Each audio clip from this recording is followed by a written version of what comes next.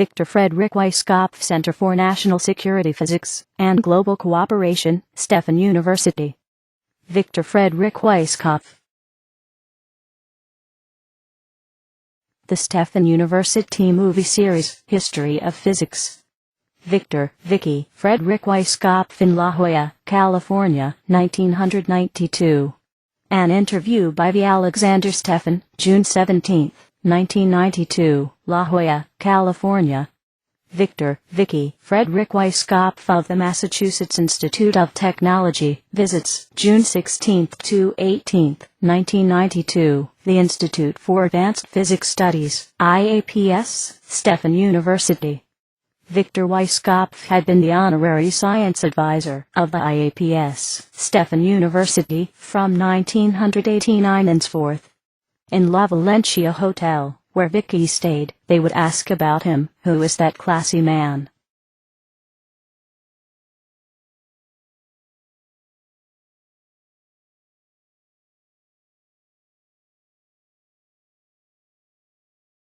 Human existence, says Weisskopf, is based on two pillars, compassion and knowledge. Compassion without knowledge is ineffective, knowledge without compassion is inhumane.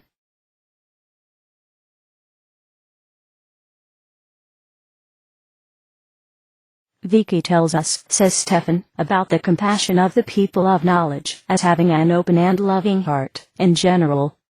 I will tell about the compassion moment in physics, science, research, as I refer to it. It is the moment when you are aware that any further reasoning process on your topic is in vain. At that moment you open your heart compassionately and let it go. You go fishing or rock climbing, or to the movies to see the movie you are not interested in.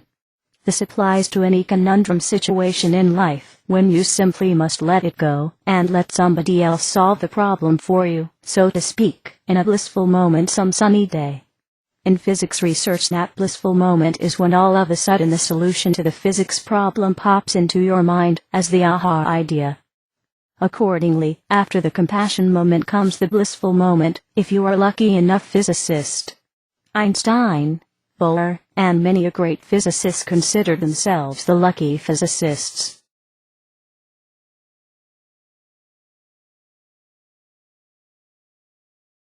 Murray Gell-Mann, whose PhD thesis advisor was Weisskopf at the MIT, says this. There are three phases in conceiving creative ideas. The first one characterized with hard work, days and nights. The second one, by awareness, that further conscious thought is useless, and the third one, sudden, while we are cycling, or shaving, or cooking when the aha insight pops in. Mystics, says Stefan, refer to the compassion moment as the indifferent love, a love not through a particular, but through the whole, which engages the whole. Recently, I have come across the YouTube movie with Murray Gell-Mann and Dalai Lama, among others, discussing the concept of compassion. This search for forgiveness, compassion,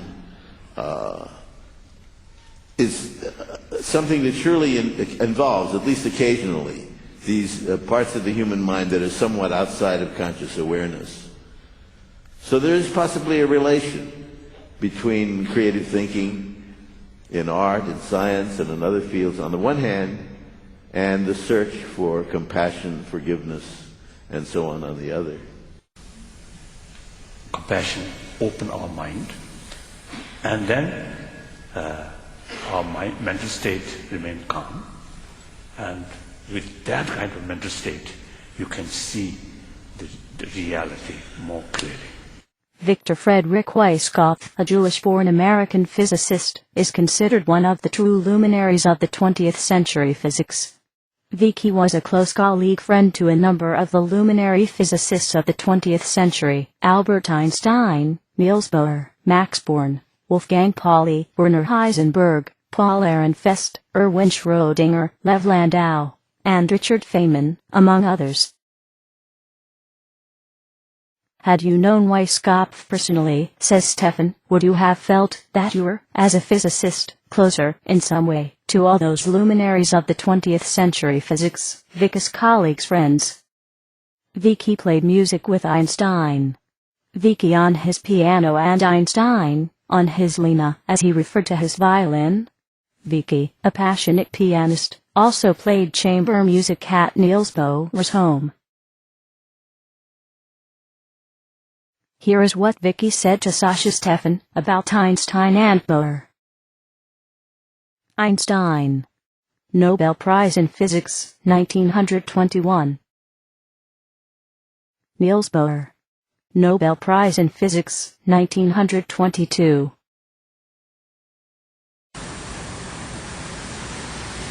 Niels Bohr. Okay. And Niels Bohr is, I often say, is my intellectual father. Not only in respect to physical insight and quantum mechanics, but in a way his approach to the problems, to not only physics but philosophy, and then his idea of complementarity, which in political respect is very important. I mean, that there are always many ways of looking at a problem that are apparently in contradiction, like art and science. Well, physics example, of course, is waves and particles. The electron is good, and although it's seemingly contradictory, and Bohr coined the word complementary for that. And also art and science, religion and science, and many other avenues of human experience that are necessary to get the full impact of life and thought. And this certainly was a great influence on me philosophically. And the character. I always like to see different sides of subject. That is Niels Bohr. And apart from this, of course, it was so helpful in 1936 when I had to leave church because I was 3 years in college and we couldn't stay longer as a foreigner. And Nazism was prevailing, and he assembled, he found money for all these Jewish refugee scientists, and then sent every year to England and America to find jobs for them. He found a job for me at Rochester in the state of New York. And he helped so many people. And at the same time, he did very intensively interested in physics, especially at that time nuclear physics, compound nucleus, and all that. And so I have an unending admiration for this man. I think he's unique. Of course, one always compares him with Einstein, but Einstein is a completely different personality. Einstein is concentrated on physics, whereas Bohr, the human qualities of Bohr are, in my mind, more outstanding than the case of Einstein. Although Einstein is certainly, as a physicist, the greatest physicist there ever was. And of course I knew Einstein very well, but personally, but I had not too much contact. It is hard to get contact with Einstein. He was not communicative with people, or? No, he has practically no students, and I played music with him. Perfect. His violin. So his favorite was Bach, in a sense. Yeah, Bach and Mozart. And your favorite is? I do not want to concentrate the whole classical music spectrum. But he is not a great violinist. I mean, he's a better physicist than that. But was Bohr in any sense musician? Passively. I remember that I played in Bohr's house, chamber music, with, for example, with Koppermann, with the German physicist, Hans Koppermann. And he liked to have good music in his house, but he did not himself.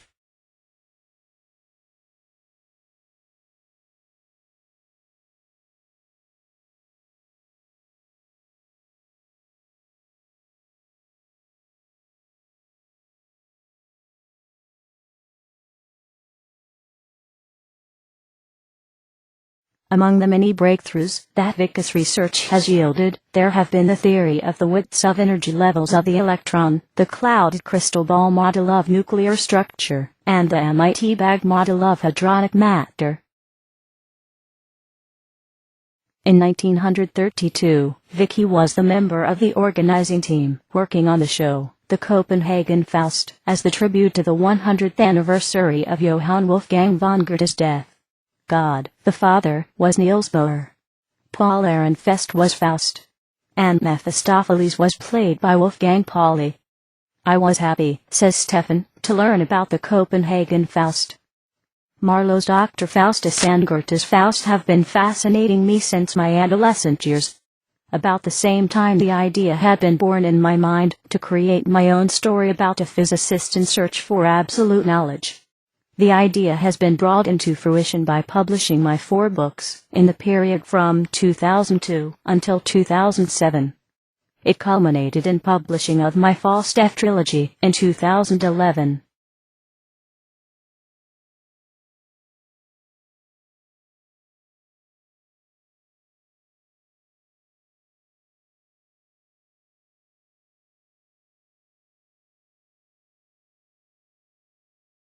Physics and Society, the book celebrating Weisskopf's life achievements.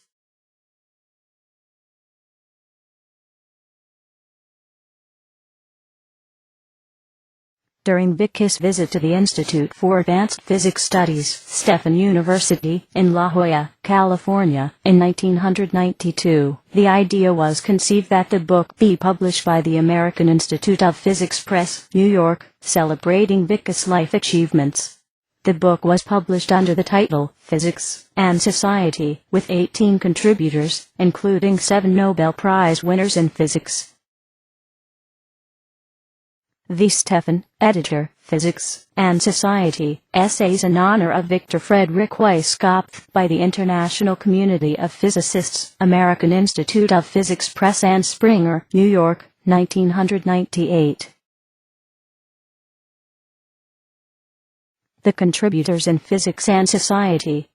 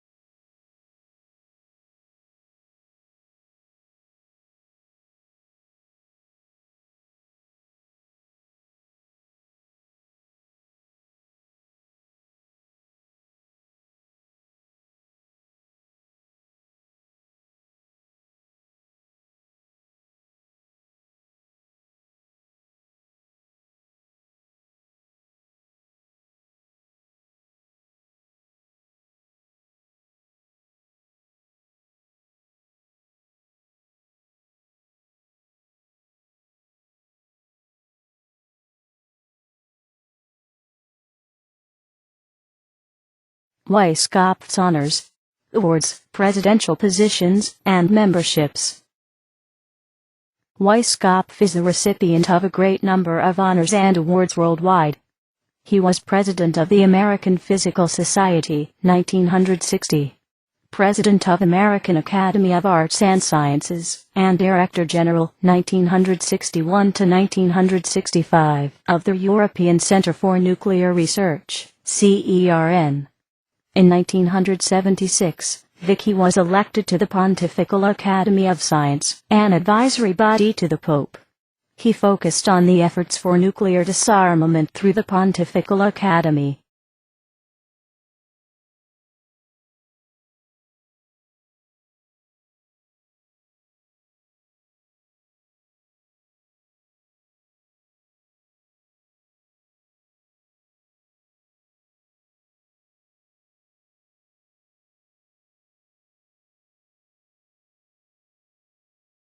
Weisskopf's timetable.